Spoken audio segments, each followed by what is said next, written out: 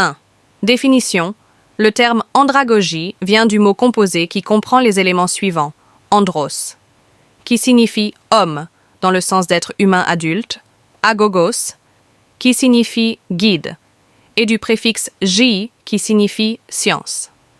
L'andragogie s'intéresse à la motivation de l'apprenant, aux conditions qui favorisent ses apprentissages et ses résistances au changement. 2. Les caractéristiques de l'approche andragogique. Elle est centrée sur l'apprenant, sur sa motivation et sur les émotions qu'il vit dans sa démarche d'apprentissage et de changement. Elle implique et responsabilise l'apprenant dans ses apprentissages et son processus d'évolution. Elle valorise les connaissances et les expériences déjà acquises par les apprenants. 3. Les conditions d'apprentissage chez l'adulte.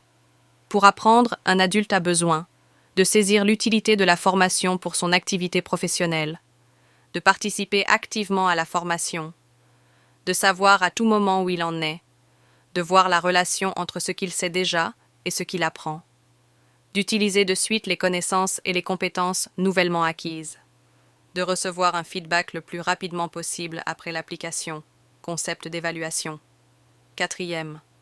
L'animateur pour adultes, l'andragogue, c'est celui qui est à la fois un accompagnateur de la personne qui apprend, le spécialiste du métier, celui qui maîtrise les connaissances, les savoirs et les compétences à faire acquérir aux apprenants.